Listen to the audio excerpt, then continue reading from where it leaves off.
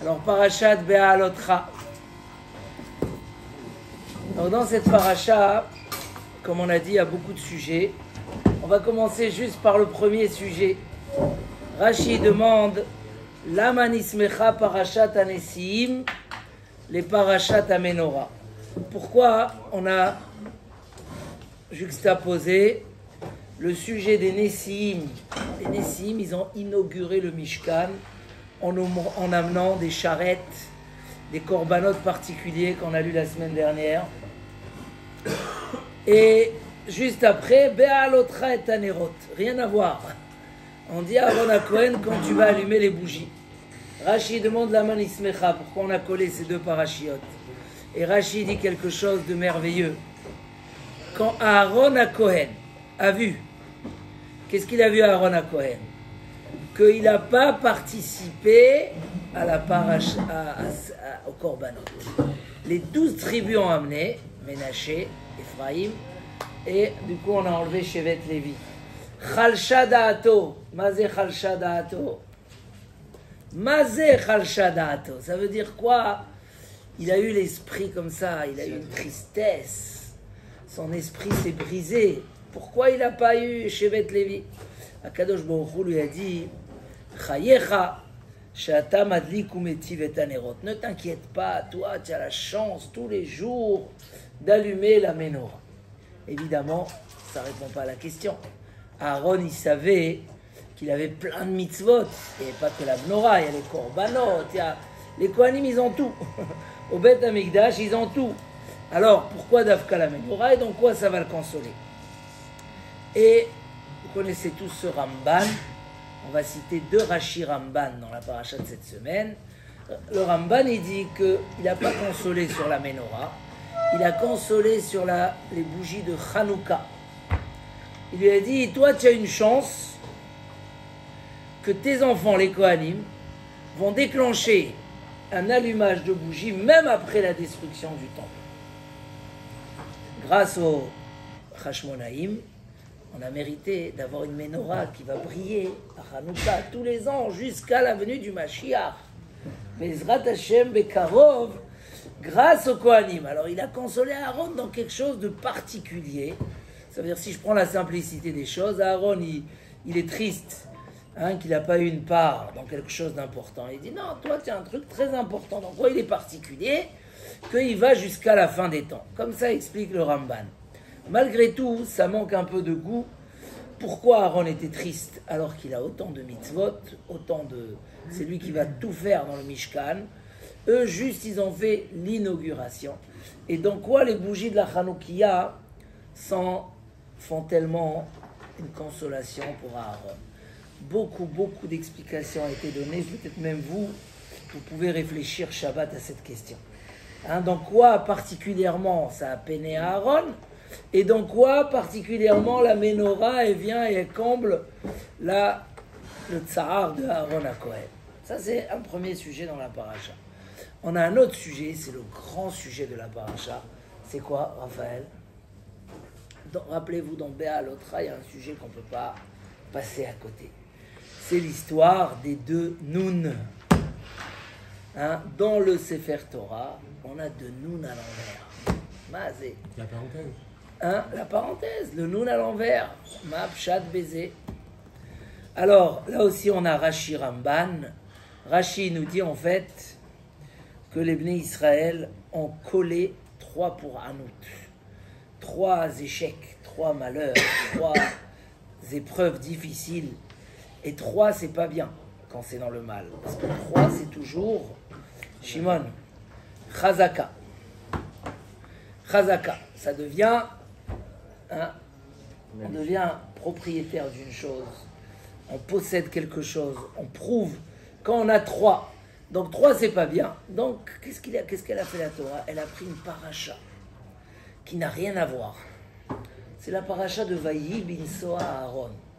Qu'est-ce qu'elle dit ces deux psukim là, qui sont presque comme une Torah entière? Il dit le Baal HaTurim, que tu prends le premier pasouk, il a 12 mots, comme le dernier pasouk de la Torah. Et si tu prends le deuxième pasouk, il a 7 mots, comme le premier pasouk de la Torah. Ça veut dire cette petite paracha, dans la Gemara, elle est considérée comme Sefer Bifnei Atzmo, un Sefer à part entière. Où est dans ces deux psukim tous les gematriotes et les remazim qui ont été donnés, et dans les Noun. Mais en tout cas, on a fait une paracha entière, qu'on a ramenée d'ailleurs, qui vient de la paracha des Masaot, des voyages.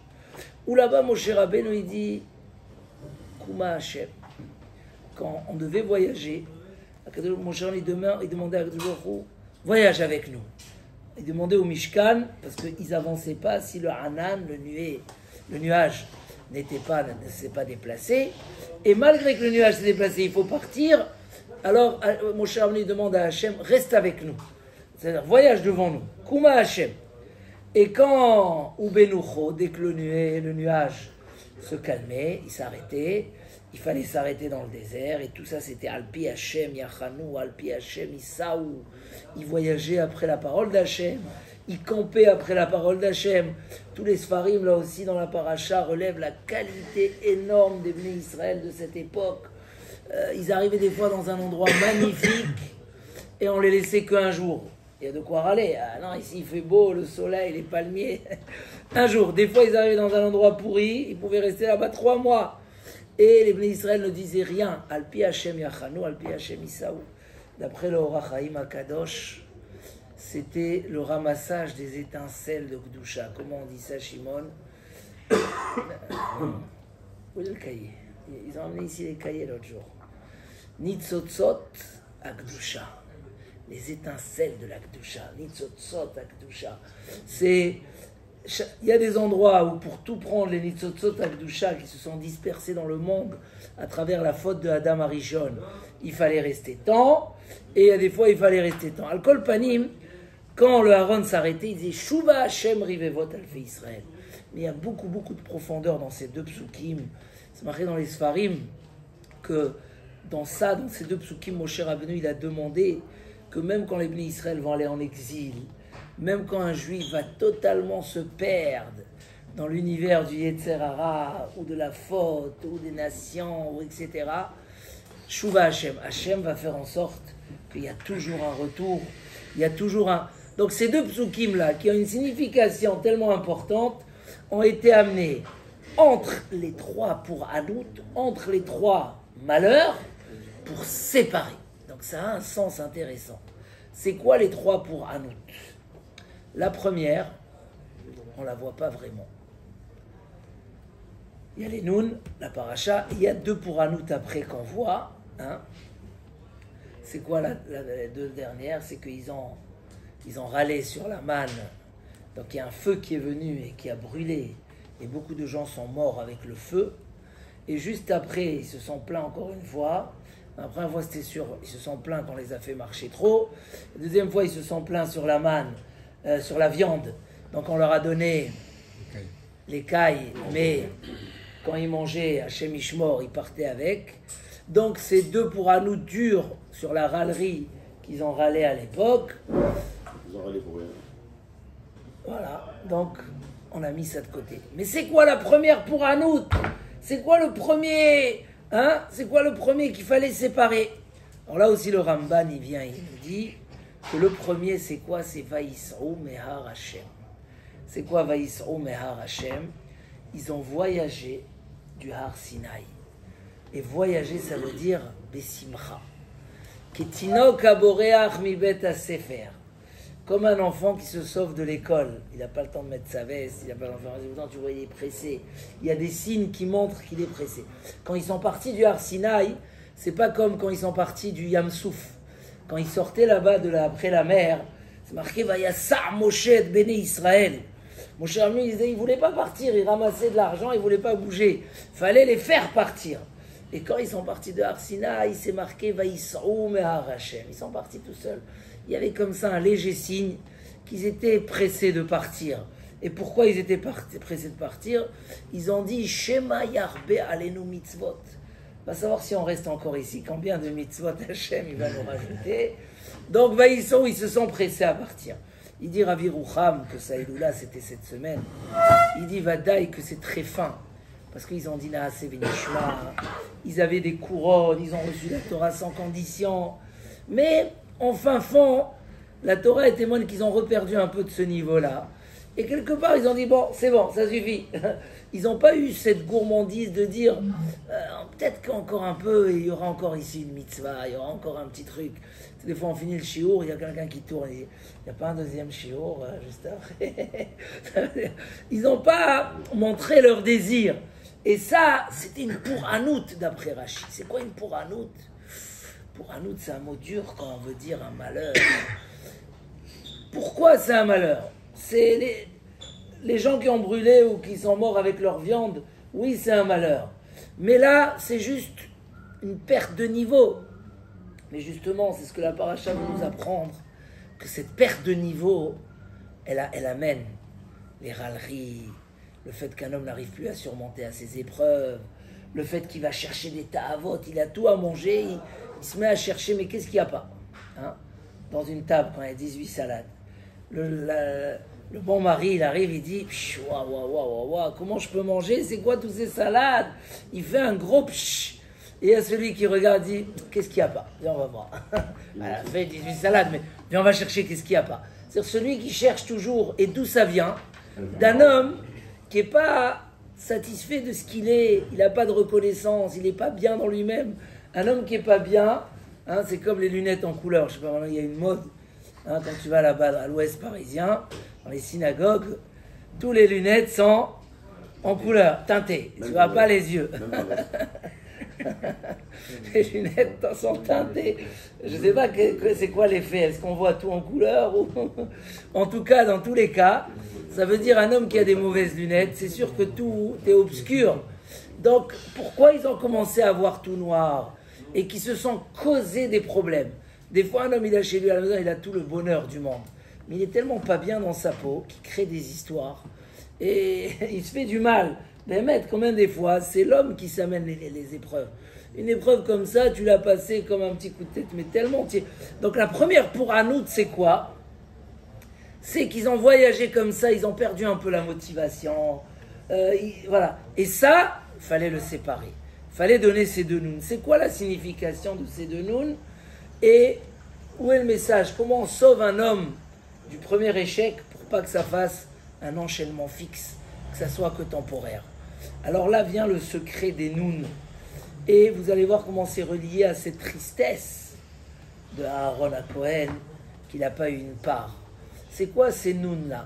Il y a, dans certains livres, ils ramènent les nouns. Ouais, combien de midrashim que ces nouns, c'est une bracha, que noun d'abord en araméen, c'est les poissons.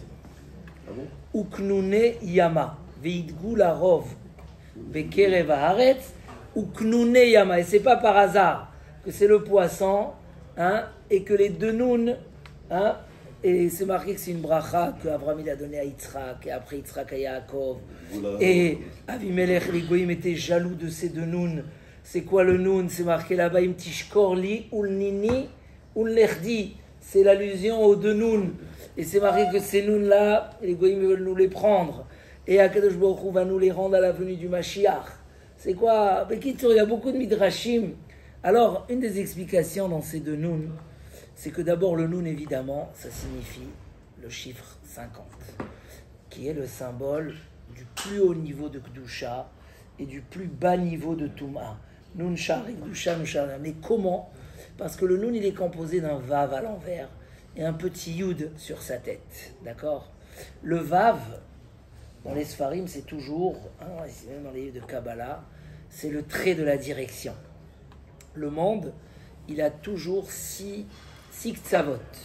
Chaque chose matérielle, on a ramené ça plusieurs fois, le Maharal, chaque élément matériel, il a 6 côtés.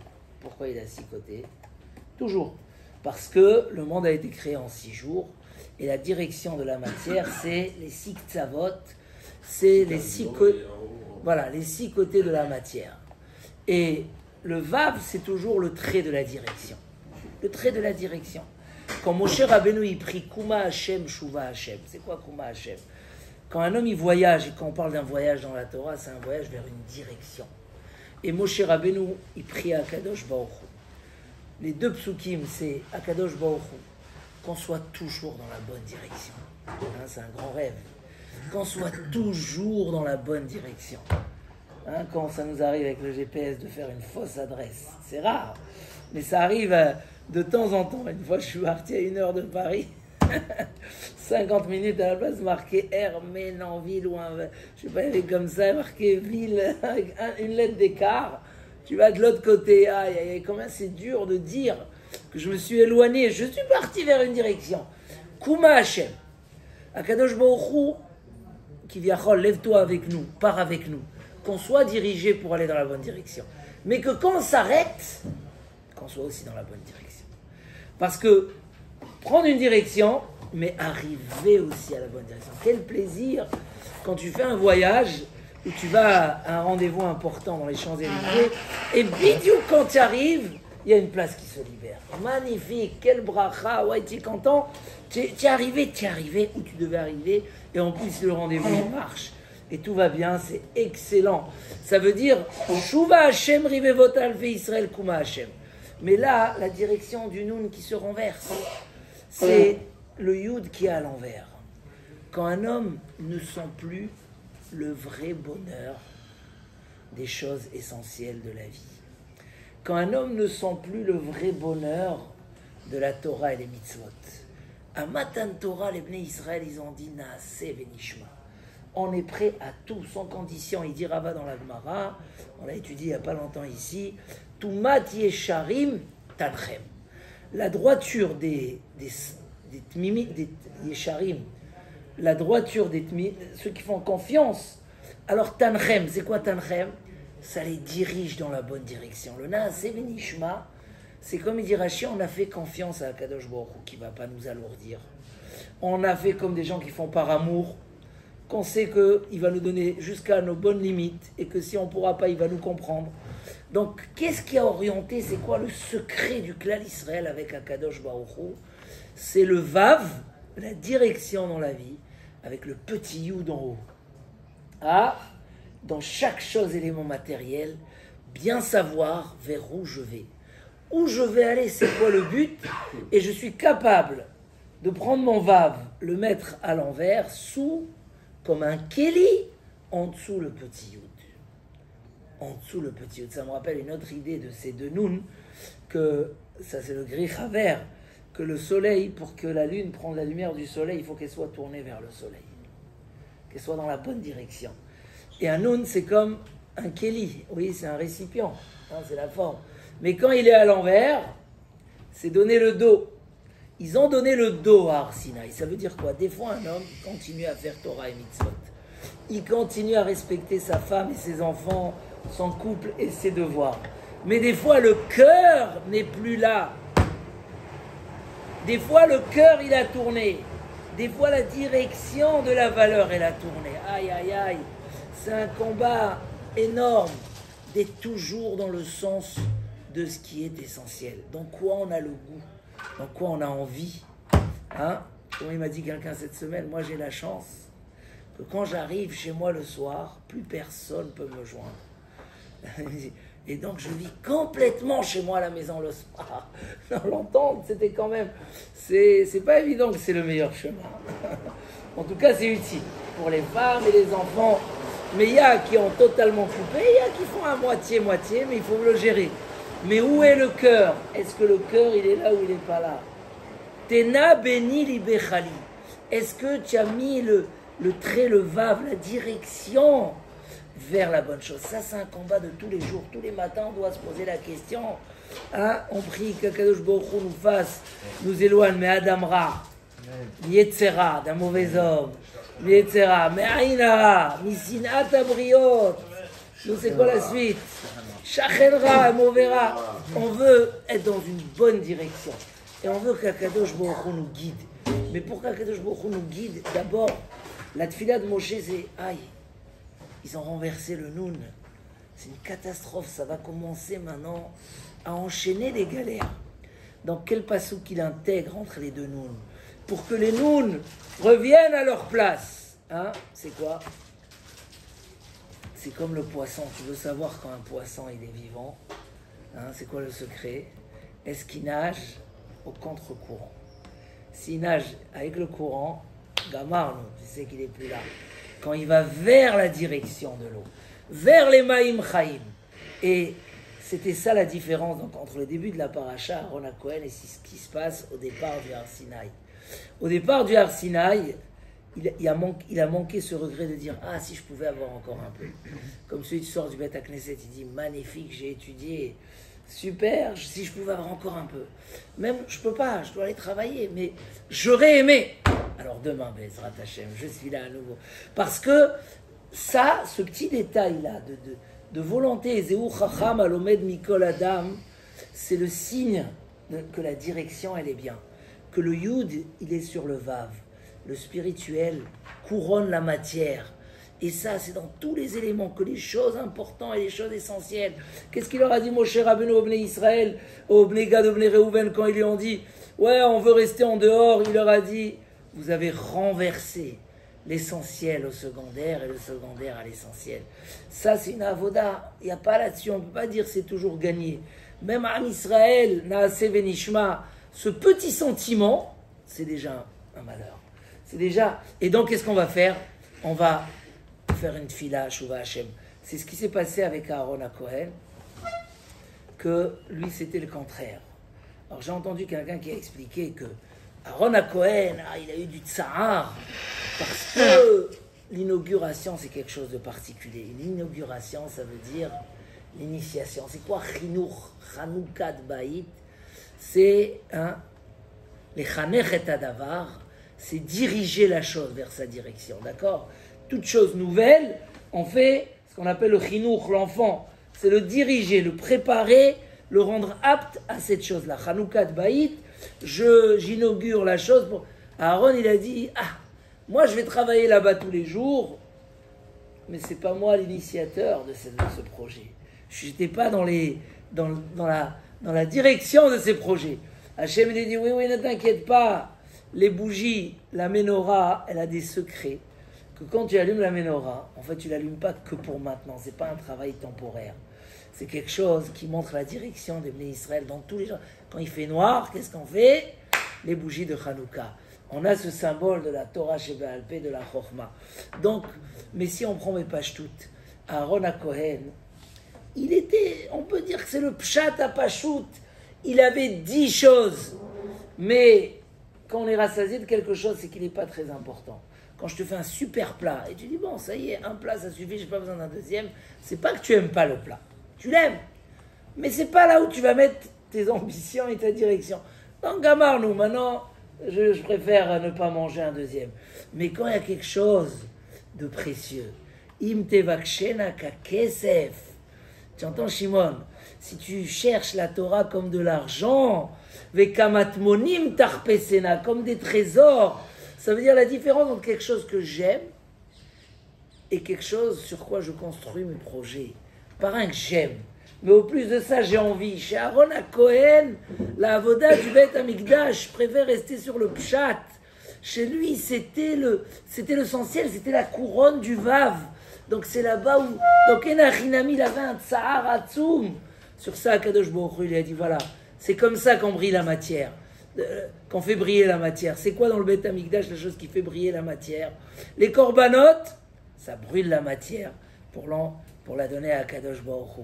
La menorah, c'est ce symbole de l'huile, de l'éclairage qui ressort de la matière. Donc il lui a dit, oui, toi tu as la menorah, ne t'inquiète pas, tu as ce côté extraordinaire parce que tu as cette mahala. Donc ce tsahar-là que tu as eu, c'est ça ta qualité. La menorah, elle symbolise, on dit toujours que l'homme il ressemble au nerf, à la bougie, le corps c'est l'huile, la tige c'est la neshama, et le feu, la flamme, c'est le lien, c'est la Torah et Akadosh Baruch Hu, c'est ce lien. Donc voilà, ce tsahar-là, quand un homme, il sent la tristesse du manque. J'ai raté la tefila ce matin, j'aurais dû la faire. C'est pas que j'aime cette chose-là, mais je la mets dans le centre de la direction de l'endroit où je vais aller. Kuma Hashem, Shuva Hashem, pour que toute chose que j'arrive, un homme il arrive Bezrat Hashem au mariage de son fils. Je vous souhaite à tous Bezrat Hashem. Quel bonheur. Mais qu'est-ce que tu veux que le mariage définit? que ton mari s'est marié dans la Gdoucha, ou Stam il s'est marié et qu'il n'y avait rien comme Gdoucha. C'est toutes sortes de petites choses dans notre vie. C'est un exemple que j'ai pris. Mais tout le temps, déjà nous-mêmes, la famille, les enfants, vers quoi j'arrive? Ah, avant on faisait pas ça, maintenant on fait ça. Voilà. Que Bezrat Hashem, c'est ça le chizouk extraordinaire, Be'alotra. Comment on monte les marches par cet exemple de Aaron, par ce message du départ de Har Sinaï, de dire j'aime, mais pas que j'aime, je mets ça dans ma direction, et quand je rate quelque chose, je sens la perte parce que c'est important pour moi. Et quand on est dans cette direction, alors on n'est qu'en train de monter tout le temps, et on ne s'arrête jamais, mais Chayil el Chayil, de succès à succès, de réussite à réussite, de Hatzlacha à Hatzlacha, Bezrat Hashem, c'est ce que je souhaite, Lekol Echad Ve'echad, Amen, Kenny.